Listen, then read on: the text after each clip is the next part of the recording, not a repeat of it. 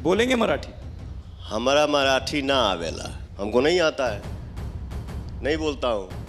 मुझे लगता है 48 घंटे अगर उनको दिए जाए और उनको कहे कि ये मुंबई मुझे साफ करके दे दो, ये कोई रहेंगे नहीं यहाँ पे।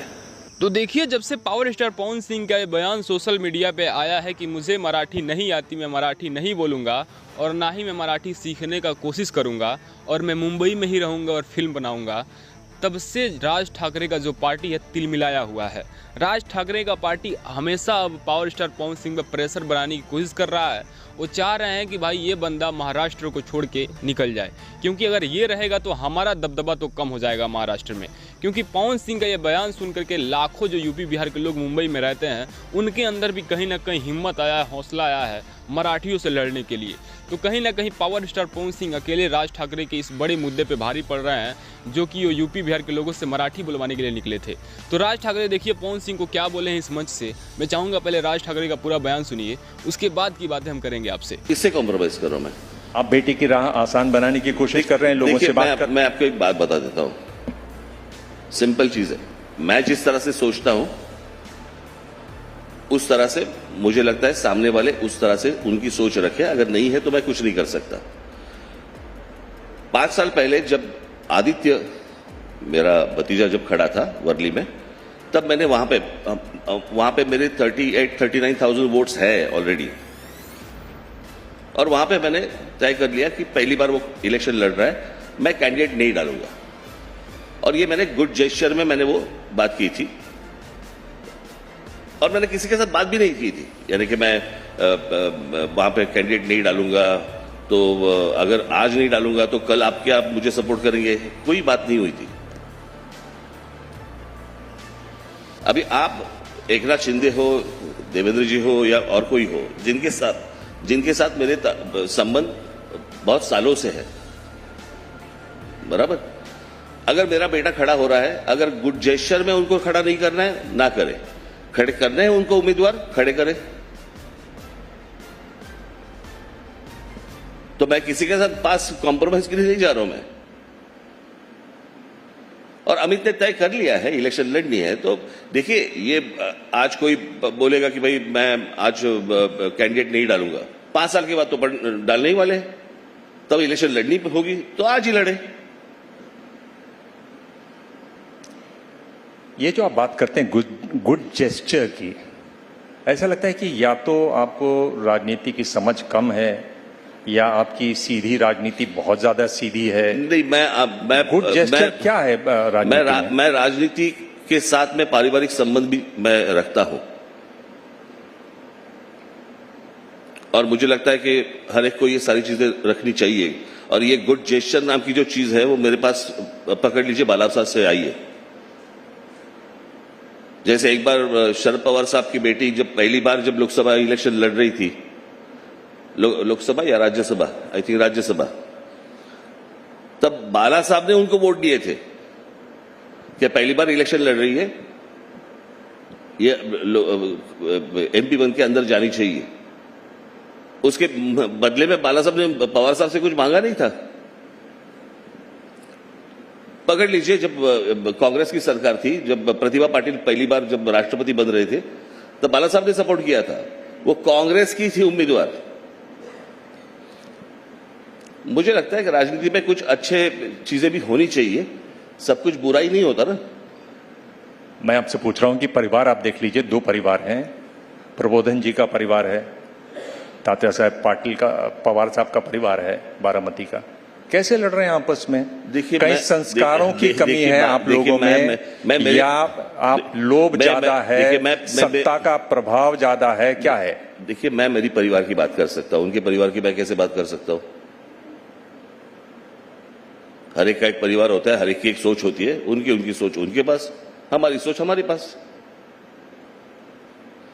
अभी आप कहेंगे कि नहीं वो कैसे सोचते वैसे आप सोचो, क्यों?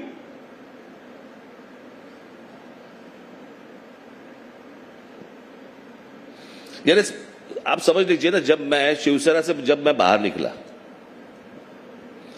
बाहर निकलने के बाद मेरा क्या स्टेटमेंट था, अगर आपको याद होगा कि नहीं मुझे पता नहीं, लेकिन मैंने कहा था कि मेरे ऊपर बाला साहब कोई भी एलिगेशन कर ले, कुछ भी बात कर ले, मेरी तरफ से उनके ऊपर कुछ नहीं होगा, मैं एक बात कुछ नहीं करूंगा, वो कुछ भी कह ले, उनको हक है।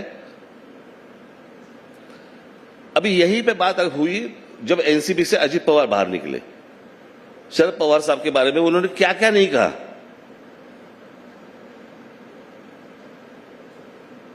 तो मुझे लगता है कि हर एक की एक सोच की बात होती है, मेरी सोच वैसे है, मैं वैसे कदम उठाता हूं। और बात यह है ना कि राजनीति आपको समझ में आती है या नहीं आती है। देखिए सक्सेस होता ना, सक्सेस, तब आप जैसे लोग सबको बोलते हैं कि देखो राजनीति करनी है तो इनकी जैसी करनी है, और जब सक्सेस नहीं मिलता तो आप सवाल पूछते हैं इनको राजनीति करने आती है क्या? तो ऐसे थोड़ी होता है। जब एक दौर था राज ठाकरे, मतलब लग रहा था कि अगला मुख्यमंत्री यही बनेगा, इस जैसा कोई नेता नहीं, फिर कहां रह जाते हैं? यानी अखिलेश यादव की पार्टी, ओवैसी की पार्टी, अठावले खुद मंत्री बन जाते हैं, कहां रह जाते हैं? अठावले जैसा मंत्री बनूं? मंत्री तो बने। अरे कैसी बात है? अरे उससे बेहतर मैं पार्टी बंद करूं। वो तो आप चाहें तो भी नहीं बन सकते। नहीं, मैं आपको बता रहा हूं। नहीं, वैसे तो मुझसे होगा भी नहीं वो, लेकिन देखिए बात ऐसी है कि आप क्या सोचते हैं ना, इससे मुझे कुछ फर्क नहीं पड़ता। मैं क्या सोचता हूं, मैंने रास्ता कौन सा अपनाया है, मैं कैसे आगे जा रहा हूं, मुझे कब आगे जाना है, कैसे जाना है, ये मुझे दिख रहा है। हर्डल्स आते रहेंगे, हर्डल्स आएंगे, लेकिन आप जब बाहर से देखते हैं तो आपको लगता है कि इसको इस तरह से होना चाहिए, इसको इस तरह से काम करना चाहिए, इसको इस तरह। एक बार हमारी चप्पल में पैर डाल के देख लो, जिस तरह से सारी राजनीति भी बदल रही है, जिस तरह से पैसा जितना, यानी कि मैंने महाराष्ट्र में ऐसी कभी देखी नहीं बात, जिस तरह से जिस लेवल पे पैसे की जो बात चल रही है, अनबिलीवेबल, यानी ऐसा महाराष्ट्र कभी था ही नहीं। देखिए, राज ठाकरे पार्टी का मुद्दा ही केवल ये है कि यूपी बिहार के लोगों को प्रताड़ित करो और यहाँ से निकाल दो। वो केवल भाषा के नाम पे लड़ना नहीं चाहते हैं। उनका कहना है कि यूपी बिहार से प्रतिदिन 48 ट्रेनें आती हैं और इधर से उधर से तो भर के आती हैं, लेकिन इधर से खाली जाती हैं, और वो लोग महाराष्ट्र में रह रहे हैं। यानी कि उनका जनसंख्या जो है मराठियों से भी कहीं अधिक है यहाँ आके रहने का, और केवल यहाँ पे रहते नहीं हैं। एक व्यक्ति आता है, उसके 10 दिन बाद वो अपने घर वालों को भी बुला लेता है, जिससे ये हो रहा है कि उसका ही संस्कृति, उसका ही परंपरा पूरे महाराष्ट्र में चल रहा है, और उनका जो संस्कृति परंपरा है वो धीरे धीरे फीका सा पड़ रहा है। ऐसा लग रहा है कि महाराष्ट्र में मराठी नहीं रह रहे हैं, महाराष्ट्र और यूपी बिहार के लोगों का है।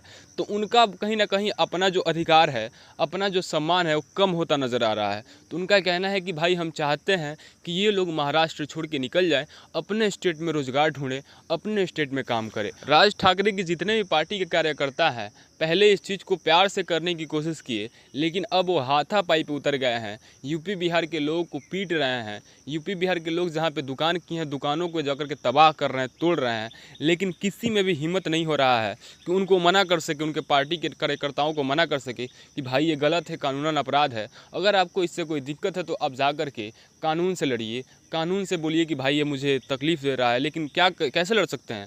अगर कोई स्टेट से आकर के दूसरे स्टेट में शांतिपूर्ण ढंग से अगर कोई बिजनेस कर रहा है तो उसे हटाने के लिए आप कानून से क्या बोलेंगे? क्योंकि कानून तो हमें अधिकार देता है अपने देश में कहीं भी जाकर के कुछ भी हम कर सकते हैं, कोई भी बिजनेस कर सकते हैं।